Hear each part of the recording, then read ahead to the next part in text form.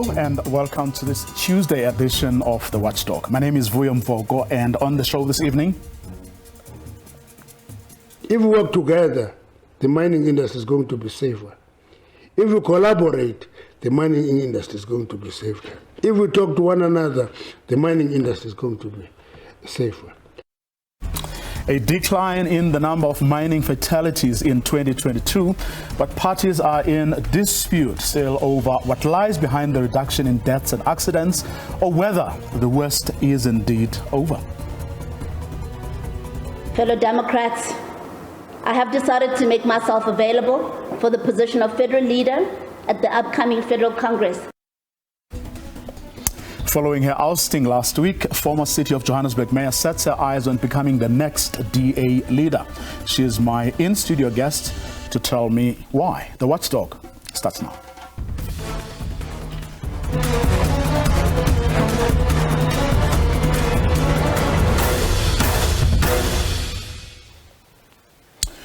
The Department of Mineral Resources and Energy has released the 2022 Mine Health and Safety Performance Report.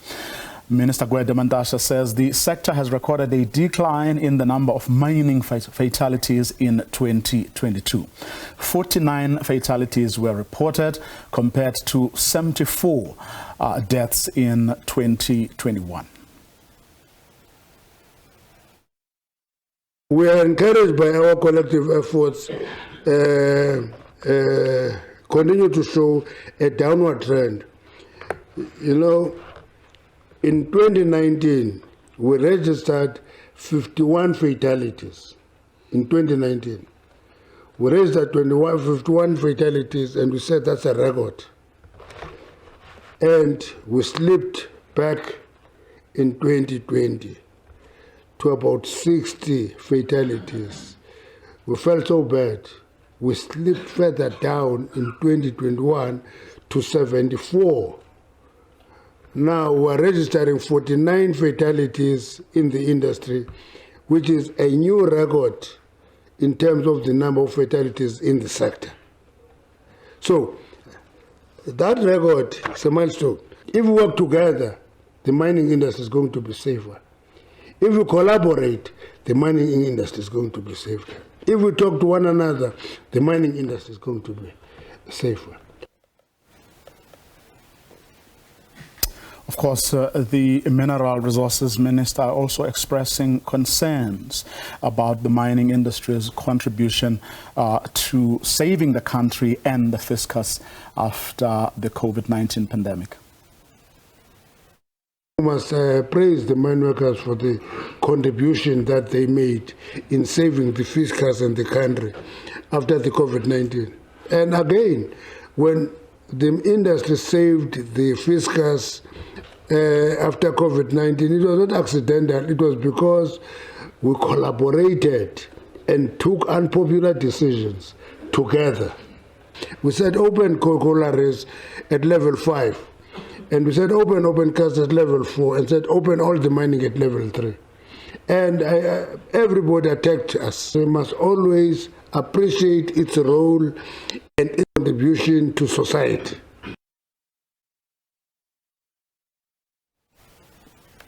Of course, the minister also spoke about the role that worker unions have been playing on all those issues, whether we're talking about safety or whether we're talking about the sector's contribution to the fiscus. When mine workers know that there is a strong union who take up their issues with employers and we all together get solutions, that workforce get more motivated, and it will break production records.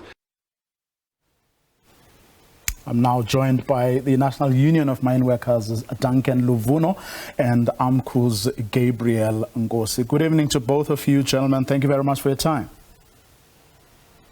Good evening, Ravuyo. Good evening to Ugeb, and good evening to your viewers. Let me start with you, Gabriel. I mean, if I may, what from as far as we are concerned, has contributed to this decline in the number of fatalities. Yes, I mean, one death is one too many, but this has to be a welcome development.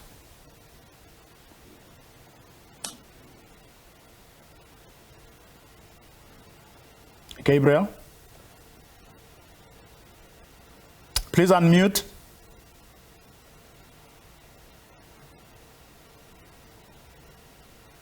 Gabriel, please unmute. Okay, we seem to be having a problem still with those lines. We're going to take a quick break. We seem to be having problems with the internet at the moment. That conversation with the two unions on the back of that report released by the Department of Mineral Resources today, we want their reactions to the decline in the number of fatalities in the mining industry. A welcome development indeed, but unless, of course, we get to the bottom of what has given us this welcome development, the situation may just get back to the situation it was before with decline. I'm going to have that conversation in a moment, hoping that the lines will hold when we come back from this very short break.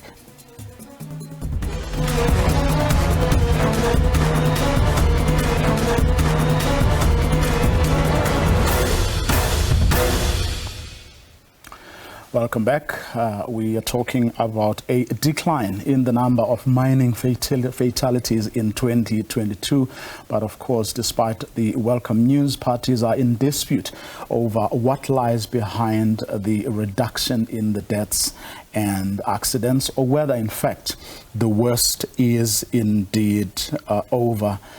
Duncan, if I may start with you, I mean, this time around, what from where your union sits could be the big contributing factors to this welcome development?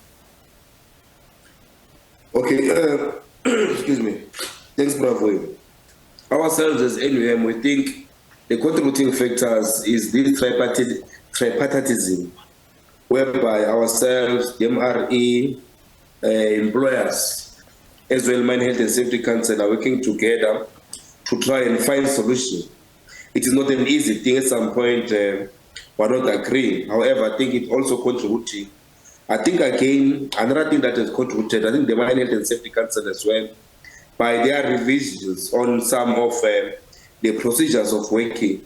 Because if you remember very well, ourselves as union, we are part of Mine Health and Safety Council as well, with the committees of revising procedures and policies as well. And again, I think the empowerment of our members in terms of exercising their duty, exercising their right, Section 23 of Mine Health and Safety Act, which gives a provision that when you go to the underground or you go anywhere where you see it is unsafe, you just withdraw and inform the people that you are working with or your supervisor or foreman to say that it is unsafe, and then they allow you that before, when you exercise your right of Section 23, you will be scared to exercise.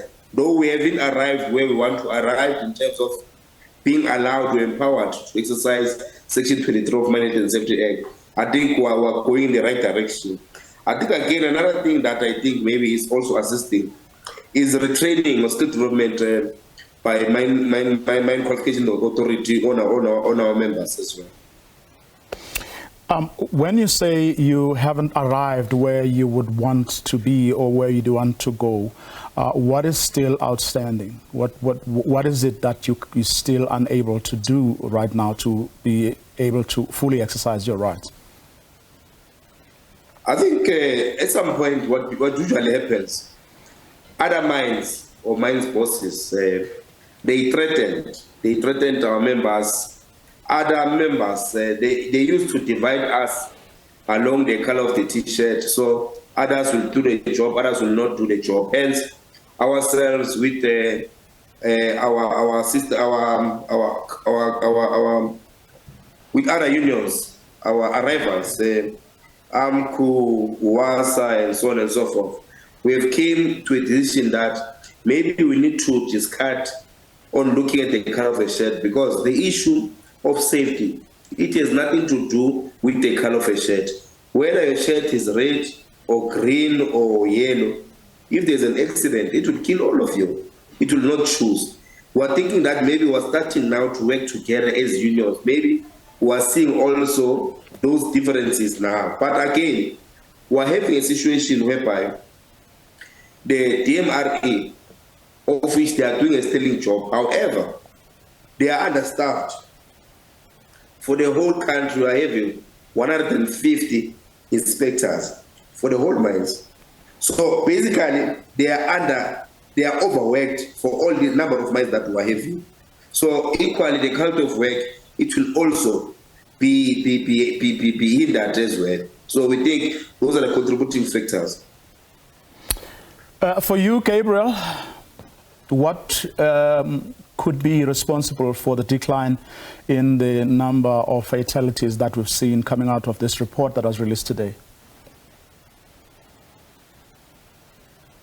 Good evening to viewers at home. Our deepest condolences to the families of the 49 mine workers whose lives were cut short in line of duty. To come to your question, what is causing this reduction is the effort that we are putting as unions. We are viewed as an aggressive union, but what we are promoting to our health and safety structures to continuously engage at that level. And I must say, loss of one life is one too many. Mpho, on the 3rd of May 2018, there was a seismic event that happened at Mastakane in Sibanye Still Water.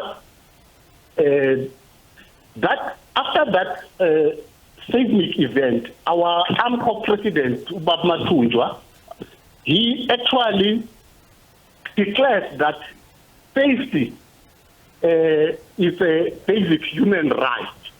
And that has been emphasized by the ILO last year, International Labour Organization, who also said health and life at work is a basic human right.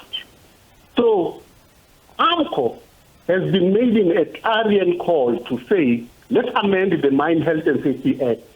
And we are on record saying the Mine Health and Safety Act, Section 23 2E in particular, which implicitly and in practice gives employers the power to allocate other employees to an area where previous an employee has refused to work for health and safety reasons.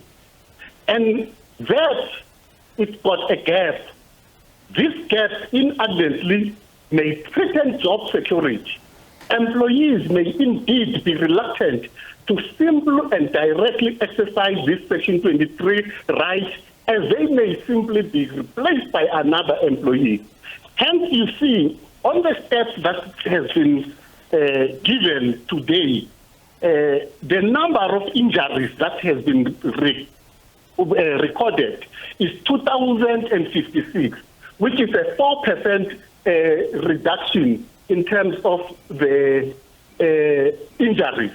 And the way in which companies can actually eliminate fatalities is to focus on these injuries, because if you eliminate injuries, it's a smarter way of eliminating fatalities. And the big worry about these injuries is that there are people that has been medically boarded due to these injuries. There are people that have lost their limbs.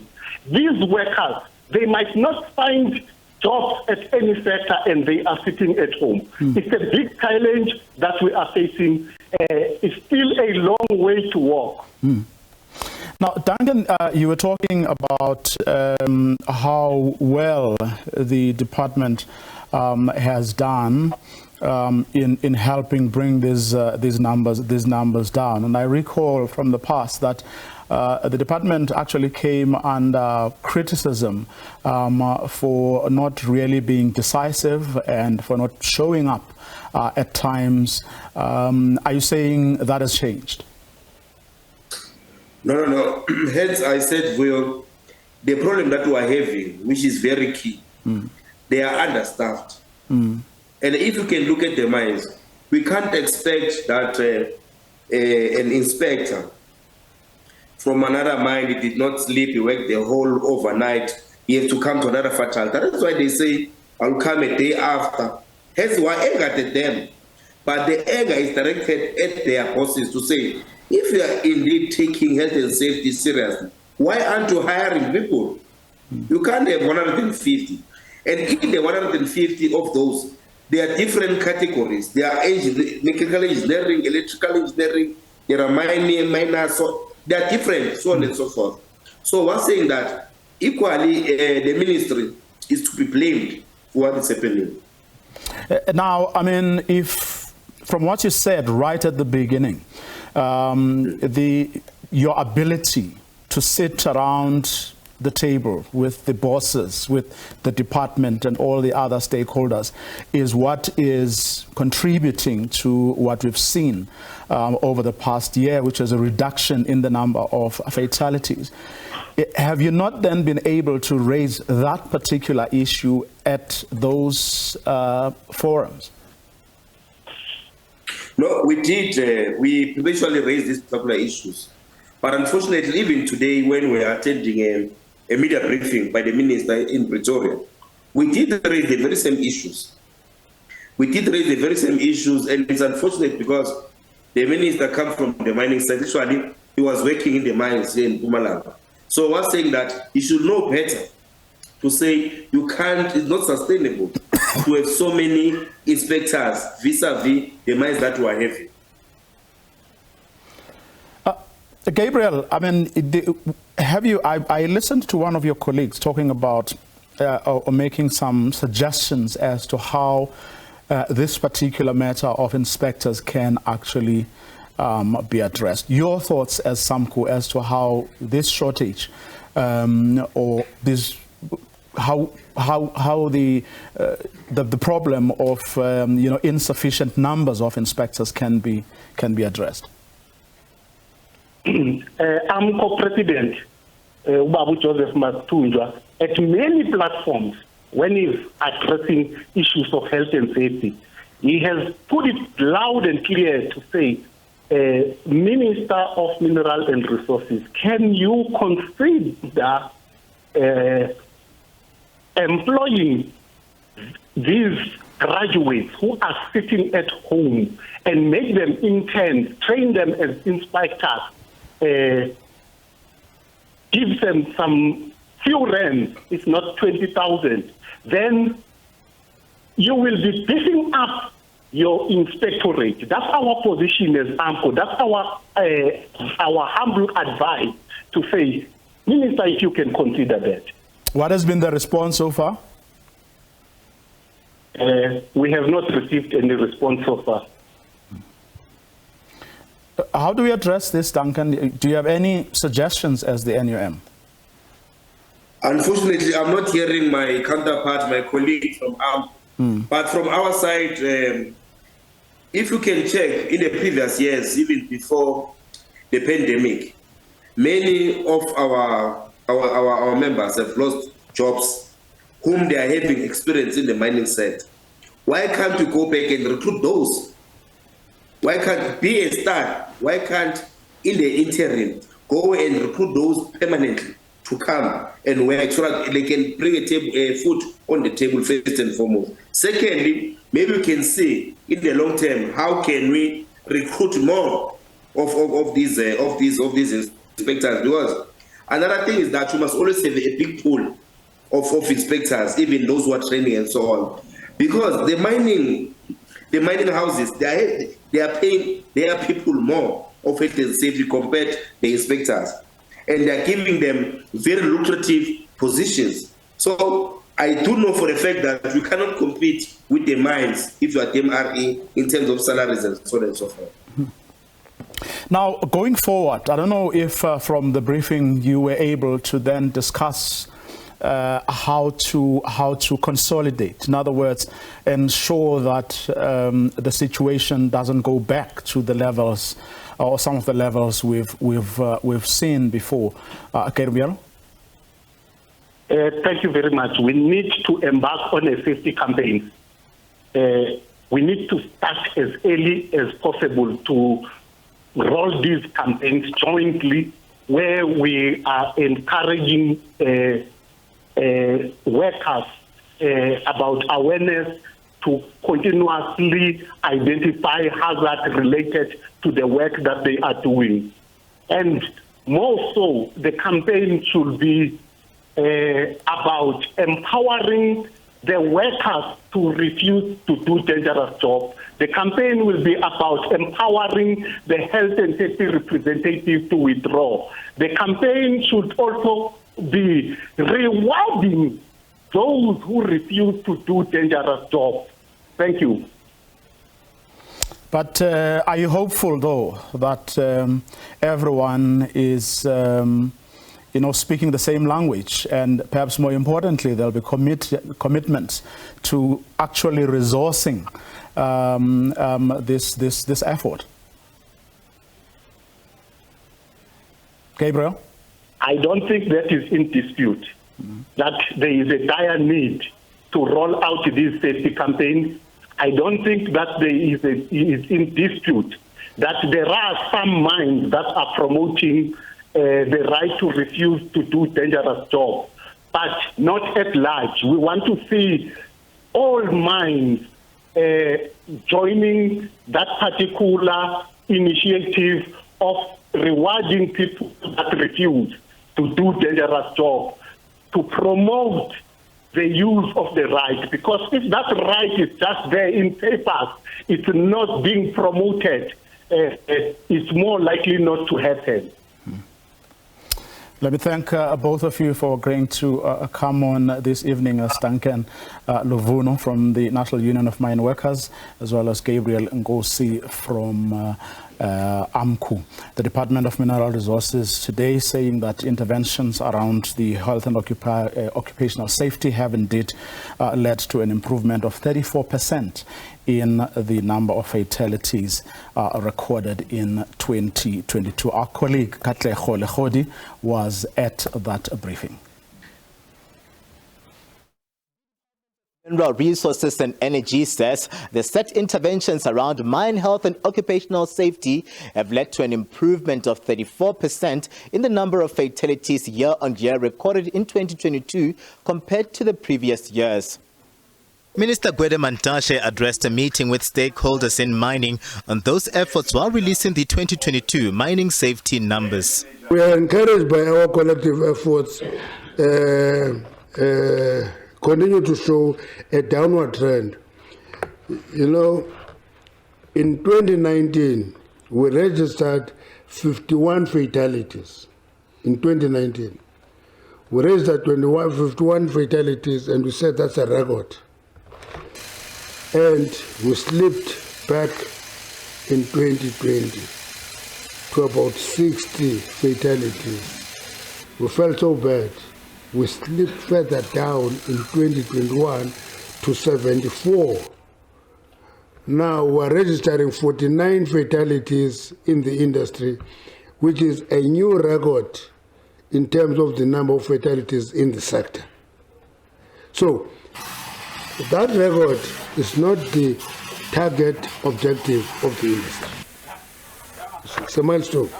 Most of the fatalities occurred as a result of mining activity and transportation in the sector that also led to higher levels of injuries. One thing that we have, as I've indicated in the presentation, was that historically we've seen that a significant loss of life and injuries has been as a result of fall of ground, both rock bursts or seismicity and rock falls. I think it has been hovering around 30% every year in the last 5 years.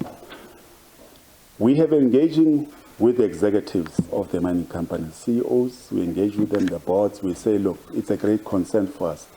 More specific, the repeats. The repeat is something that always happens. And then, we have effective interventions to prevent it. So we engage with them to ensure that they come up with effective measures. And I think that has also helped. Workers want lives safeguarded, raising concerns around the high injuries experienced by miners. As workers, we need to know that when it comes to health and safety, there is no union t-shirt. We are all affected. And let us unite, UWASA, Solidarity, NUM, let us unite and work together to assist the mines in reducing these accidents. More so, our focus should be on injury reduction. The country is dealing with the challenge around illegal mining that have seen collaborative efforts with the police to try a route out. Minister Mantashe also says plans to mitigate around the energy crisis are at an advanced stage, including a consideration of the state of disaster. We must deal with the load shedding urgently. That's why, as a department, we made proposal of 4 key interventions that must be implemented immediately. One is to pay attention to the electricity availability factor, power station by power station. 2, we must have access to electricity that is sold by countries in the neighboring. We must be able to import that energy. 3, we must be aggressive with emergency procurement to the industry, and we must pay attention to the skills. And if we apply those 4 issues, it will add impetus to the declaration of a state of disaster. The department and its social partners in the mining space all agree that efforts should be channeled towards a 0% fatality, this being in the mining sector. The short-term plan, though, is to reduce injuries that often lead to these fatalities. Minister Mantashe also welcoming calls for the state of disaster declaration around Eskom, saying this will go a long way with the mining sector continuing to lose billions as the load-shedding crisis persists. Katlego Logodi, SABC News, Pretoria.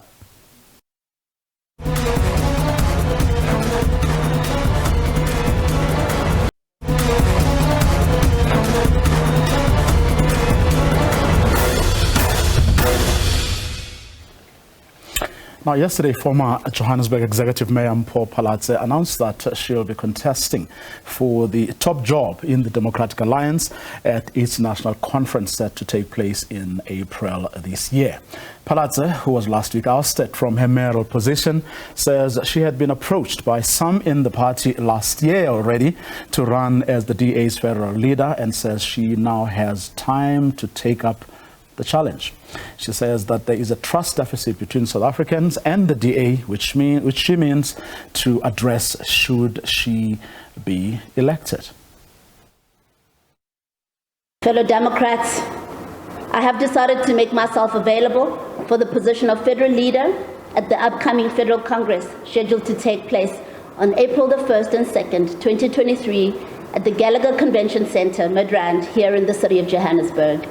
Putting up a hand for the official opposition's top job, Dr. Phalatse believes she has what it takes to take the Democratic Alliance forward.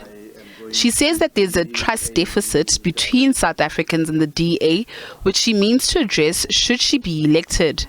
The DA, I believe in, must stay true to its founding principles of liberalism, which includes promoting and encouraging free speech, even within its own internal structures and platforms. It must dispel the perception that there's a powerful cabal or puppet masters within the party that control and pull the strings behind the scenes. The DA, I believe in, must genuinely promote meritocracy and not tokenism in its selection processes.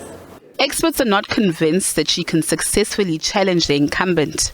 My view is that you also need to get the views of your branches or your constituencies in terms of where do they stand about your leadership. You don't need a situation where leaders, like it has happened in the Democratic Alliance, would have to be removed from positions or assessed in public and get humiliated about their performance. Phalatse says the DA needs to be relatable, representative of all South Africa's communities, and diverse in its leadership if it wants to become a credible alternative to the ANC in next year's general elections. Natasha Piri, SABC News, Johannesburg.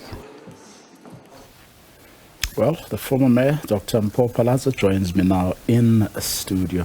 Good evening. Thanks very much for your time. Good evening to you, and thanks for the invite. Well, before we get to the big issue of the challenge you now want to take on, I want to take a step back to the events that led to last week, because I think they set up a nice context to some of the things that I would like us to talk about. Was John Steenhuisen, the leader of your party, was quoted in the Sunday Times saying the price the DA would have had to pay for you to stay on as mayor was too high. Do you agree with him? I've seen that quote, and I've said several times it's quite frustrating because I would love to talk about it, but the FedEx resolved that only the spokespersons in the party should talk about the events that led to my ousting last week. I can give you the names: John Steenhuisen, Solim Malatsi, Solim Simang, and Celias Brink. Those are the people who've been designated to speak on what actually unfolded in the lead up to my ousting. So you wouldn't share your own experience, especially considering, I mean, you're an elected public representative. So do you think that, the ratepayers of Johannesburg would love to hear from you as to what led to those events, especially those who would have wanted you to stay? Of course they would. But like I said, the FedEx has ruled, and I need to abide by the FedEx ruling. But isn't that then what you were saying at the briefing yesterday is actually the problem? Yeah? In other words, it then strengthens the perception that is there, that has come from your own former members who are now members of other parties, or leaders of other political parties, from your coalition partners who say they tried to work with you or resolve or at least be with you on the city of Johannesburg issues, but couldn't because of the intransigence of the members of your federal executive, how as the party you handled negotiations, and how you typically behaved as towards members of towards some of your coalition partners. I think we can certainly do better. I think we can certainly introspect and improve on how we relate with coalition partners. That's a view that I hold, and that's something that I would want to address should I succeed to be the DA's federal leader. What do you think is problematic with the way you guys have managed these coalitions? Well, I mean, the Democratic Alliance is quite established in government. We're established in the Western Cape. We're established in the city of Cape Town, for instance, where we've managed to govern with a majority for some time now. We've got various other places where we govern in a majority. However, times have changed. Since 2016, we're seeing increasingly many of our municipalities going into coalition governments, and I don't think that we've seen the success that we need to see. Unfortunately, for now, this is where South Africa is. We're hoping in future that we can have greater stability and, greater resolve from the electorate as to where they would like to put their vote. Currently, votes are scattered. They're scattered in the city of Joburg alone. I think we had about 18 political parties that contested the 2021 elections. So obviously now you've got parties with one seat that feel they too have a voice. They would also like to be represented in the executive, the legislature. We're seeing one party seats like COPE hold the speaker position as an example. The party that now holds the mayorship is a 3-seat party, and that's really how things have changed over the years. And I think we just need to be able to adapt as the Democratic Alliance to the politics of the day. And it's one thing to hold fast to your beliefs as to what should be happening, but it's another to be realistic about how things are changing and look at how you need to adapt in order to be relevant and to continue to form part of coalition governments in the time that we will be seeing coalitions. Is that word adapt what you regard, or does it sum up your understanding of why you are not succeeding in, pulling political parties together so that they buy into your vision, you work with them, and you are able to change this municipality? There is a that the word? perception. There's a perception amongst our coalition partners that we're too rigid, that we're inflexible when we need to be more flexible. So I do think that that's something we need to take seriously. We need to confront it head on and look at whether or not we may need to be a little bit more flexible. The leader of the EFF, Julius Malema, uses the word humility, talking to the party faithful last week. He said what has happened in the city of Johannesburg and what he thinks is going to happen in Tshwane and in Ekurhuleni is going to teach the DA humility. Well, that's interesting. I mean, I wouldn't call it that, but people are entitled to their opinions. I certainly think that the DA has good reasons for leaning the way they lean, but unfortunately we're living in a very real world where things have changed. You know, if we had a majority government in Johannesburg, it would be easy to say we are the DA and this is what we believe should happen. We are in a coalition. We work with other parties and we need to be cognizant of that fact and be accommodating. Without getting into the facts, who has to speak? If you had things your way, would you have handled that process differently? I definitely would have handled it differently, yes. But unfortunately, I am subject to the party's leadership structures, and we are where we are now. Let's talk to what do you then say you've accepted coming from some members of your party, that you should contest the position of leader of the party. What did those people say to you? Well, they believe that we need a change in leadership within the party. We need a change in culture. We need to be able to reach out to more diverse communities. We need to be able to connect with the electorate in all its diversity. And the general feeling is that the current leadership is not achieving that, and that we need a change in leadership in order to be more relevant and to be better positioned to govern. 2024 promises to introduce a new government in South Africa. For the first time since 1994, we hope to see a change in government at national and provincial level in some provinces. But that can only happen if the parties in opposition now grow, if they exert their position and they manage to attract the electorate away from the ANC into the opposition grouping, which is likely to lead in a coalition. Now, remember, there's a history, I mean, to this. There are people, Musa Maimane, for instance, believes he was made a scapegoat, you know, for problems that he should not have owned, or that were not his. Yes, as the leader of the party, but also he was part of a collective, so very often he had to abide by decisions that may not necessarily his. Like you, there are situations that he could have handled differently, but because the other people felt the way they felt, he was then forced to toe the line or do what everybody agreed to doing in the first place. So it would seem, you know, that the odds are stashed as things stand against anyone who even dares to challenge a John Steenhuisen. If you look at the Mbali Nduli episode, I mean, from what those of us who are outside could see, you know, outsiders looking in, you know, it wasn't, a lot of the things looked obvious, sounded obvious, that you probably have a better candidate in this person compared to the other person for this, that, and the other. Incidentally, many of the reasons that you've just so well articulated now. Well, yes, I think we all see what needs to change in the Democratic Alliance, but I also believe that I bring a little bit more to the table. I think, unlike my predecessors, Musi being one example, Bali being another example, wonderful human beings, both of them. I think I bring a little bit more experience to the table. This is a Congress of 2,000 delegates, and the fact of the matter is I bring experience, I bring qualifications, I bring political experience, both in government and in opposition.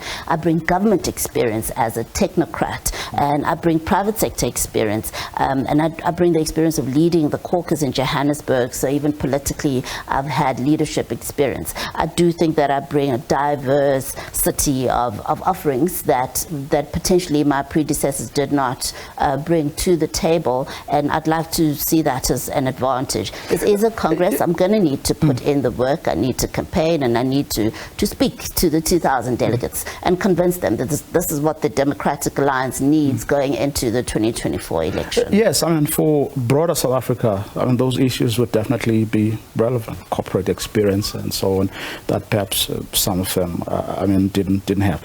But we're talking here about you need to convince the party faithful. You need to convince those delegates at, you know, your elective conference that you are the person, you know, who can do all these things that the DA needs. But it's the internal structures that you need to, it's the delegates, the internal structures, and not broader South Africa. So going to that meeting is different, or is going to be different from whatever you're going to experience if you emerge out of the elected and having to face South Africa. So I want us to sort of narrowly now focus on how you think you can be able to achieve that. In other words, get those voting delegates to buy into your vision, because it certainly isn't what you did at the city of Johannesburg. It's being managed. It's your ability to understand how the internal workings of the party and how you can get them to work in your favor. And I think that is what you know, pundits aren't too sure about. Yeah. So Congress delegates are people like myself. There's a variety of categories of people that qualify to be part of the 2,000 delegates in the Congress. Of course, you've got people in federal leadership, you've got people in provincial leadership in the various provinces, you've got people in the different caucuses, whether at local level or at provincial level. You've got your branches, your activists. You've got even the DA abroad that's allowed to be part of the Congress. And those people have their own frustrations, some of which I share. I think we can all agree that there is a need for internal transformation within the party. I think many of them feel the same way. But over and above that, what is it that I'm offering? And that's why I'm talking to the experience that I bring to the table. I do think that I would need to have conversations. That's important. I cannot take anything for granted. But I think that I can already expect that some of my frustrations are their frustrations too, and that they will agree that there's a need for change. You, to use your words, you spoke about cabals, you spoke about puppet masters, you know, and these are the people who have a hold on the party, and it's,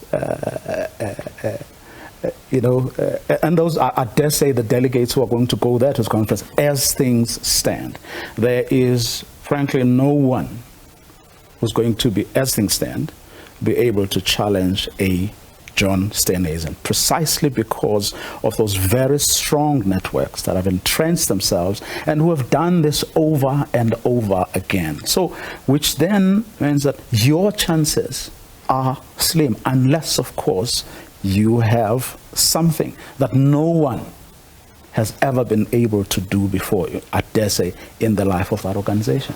Well, the Congress is a democratic process. People vote, their vote is secret. A lot of people are contacting me ever since I put my hand up, besides the people that encouraged me to do it in the first place. Many are saying, we're campaigning for you, we're encouraging people to back you, we are behind you, go for it. And like I said, there's 2,000 delegates. There is no way that all 2,000 delegates would be under the control of some cabal. I have to believe that people have independent minds and that they will take advantage of this democratic, free and fair election to cast their vote wisely. Sam, I mean, let's face it, it's not really about them allowing themselves to be under someone's spell or control, right? It is about doing or taking or going with the decisions that they know would sort them out as well. In other words, you know, they don't say someone wants to be put somewhere as whatever, right? If they know that the people are going to make that happen for them at Congress, right, they'd rather or they'd better vote wisely. In other words, not necessarily because that they agree. That happens in the life of every political party. That's how people play politics within political parties and organizations. Now, if you're talking about politics of the stomach, that could be there. Like you said, it happens everywhere, but it shouldn't be a deterrent. I do believe that contestation is important. I believe that I stand a very good chance, at least based on the feedback that I'm getting from within the Democratic Alliance. Various caucuses are still electing their delegates, so that process is still ongoing. I will know probably before the conference who the 2,000 delegates are, and I'll be able to connect with them and make representations to them. And I have to believe that I will be able to appeal to their better senses. Well, apart from corporate experience in government that you've had, what would you say people like Mmusi Maimane, people like Mbali Nduli couldn't or didn't do, which they could have done to have been able to stay on or to rise and challenge John Steenhuisen in the case of Mbali? There were challenges. I mean, I'm speaking in generic terms. There were challenges, and when there's challenges, you can either stay and work through them, or you can leave. And I would like to change the narrative. There's an expectation that I'm going to leave the Democratic Alliance because of my own challenges that I experienced, particularly as mayor. I'm not going to leave. I'm going to stay, and this is part of my contribution. I'm making myself available to be part of the change that I want to see internally in the DA, and that's why I've put my hand up. I will exhaust every way, every avenue possible to ensure that I've done everything possible to contribute towards the change, as opposed to just walking away. Exactly what Mbali said. Well, I don't know, and I don't speak for Mbali. I'm saying that that's exactly what you said. When I sat with her like that, like this. Yeah, well, I don't know. All I know is that Mbali subsequently walked away, and that's very unfortunate. It's unfortunate, the black talent that we've lost in the party over the years. I would have loved for them to stay. I would have loved for us to work through the challenges that we experience internally. Unfortunately, they walked away, but I'm here and I'm staying, and I'm going to do my best to work through whatever challenges there are. But is there a recognition of, I mean, from like knowing the people you know who may just be influential or help you get where you want to go, do you think there is that recognition that a lot has to change?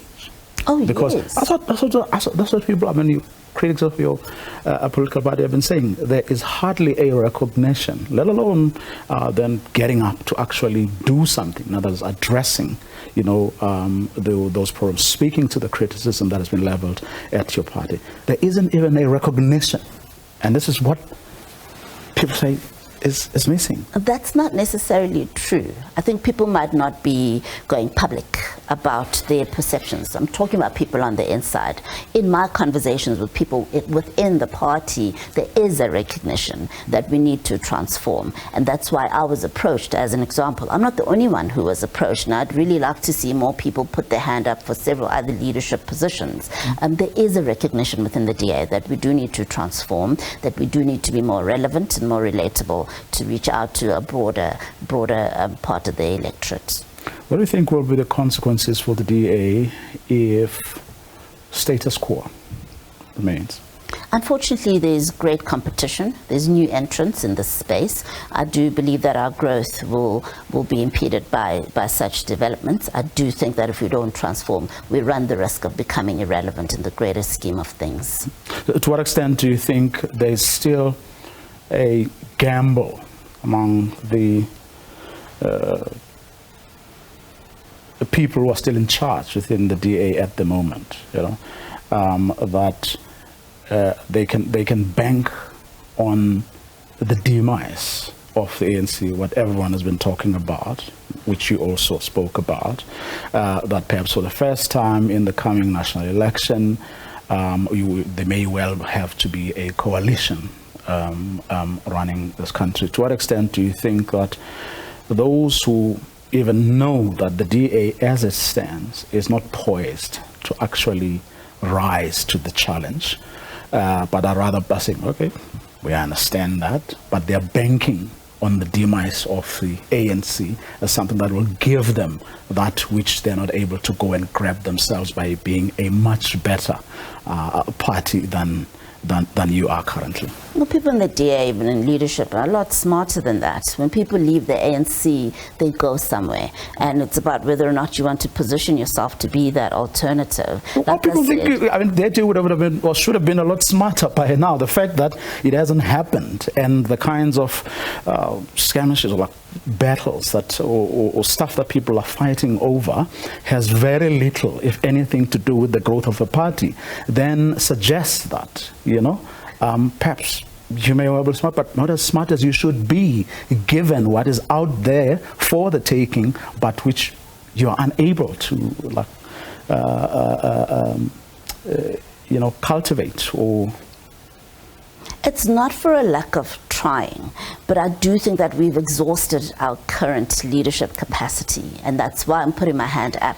I do feel we need to inject new energy, new ideas, a level of flexibility at a leadership level to be relevant to the current coalition context in our politics. I do think that's important. I don't see us growing much further than where we are now. But what would point to that?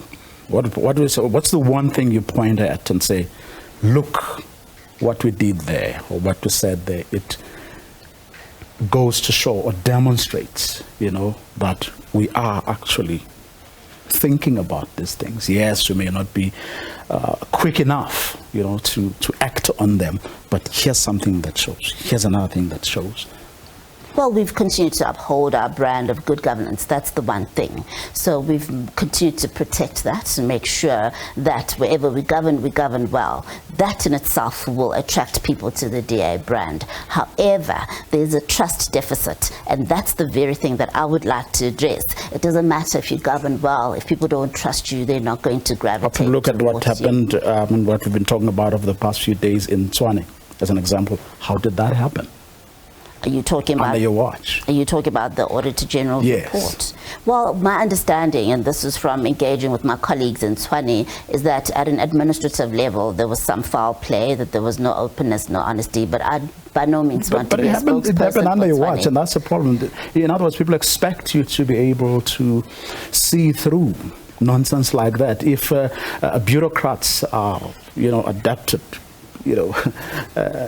cooking books or deceiving people, you should have the skills, but also the vigilance, the political commitment to be able to see through that nonsense, And yes, a lot of it is cumulative over the years. That's how you got to the 10 billion and so on. But 1.6 billion at least is what you should be able to account for, because it happened right under your watch. Well, I said that we governed well. I didn't say we're perfect. There's things that happened in Joburg that we found out months later. These institutions are huge, they're humongous. We're dealing with officials who are very smart, who mastered the system. And yes, unfortunately, it evaded my colleagues in Tshwane. But like I said, I don't want to be a spokesperson for Tshwane. Well, someone's going to say, you just sound like the ANC that you criticize. Although let's take a couple of tweets before we have run out of time, but just involved. Please ask her whether she's willing to talk about those challenges she's alleging to be carrying within the DA, and you said no, we don't want to talk about that. Well, I didn't want to talk about what happened in the last few weeks because, yes, unfortunately there is a FedEx ruling. If there wasn't, I'd be talking about it. Here's another one. So a couple of days after Steenhuisen and our DA failed to protect their City of Joburg mayor, now former Mayor Mpho Phalatse, the mayor, decides to announce she's running for John Steenhuisen's job as party leader. Gutsy. It was not an overnight decision. I think that it was compounded by the fact that I was mayor of the city and I was engaged in running the city. To campaign for a congress like this, you would need time. I think what's happened with my ousting is that time has been availed to me, and it's an opportunity that I'm not going to let go, particularly since the need is there. There is a demand, and now I have put my hand up and I'm going to go for it. Well, Philip Monet is saying exactly what I was about to say. All we can say is good luck to you. Thank you so much. Thanks very much for coming. Mpho Phalatse, who of course is keen to take on the role of party leader come its electoral conference in a couple of months' time. We'll see what comes out of that. That's our show for tonight. To join us again tomorrow evening, same time. Have a good night.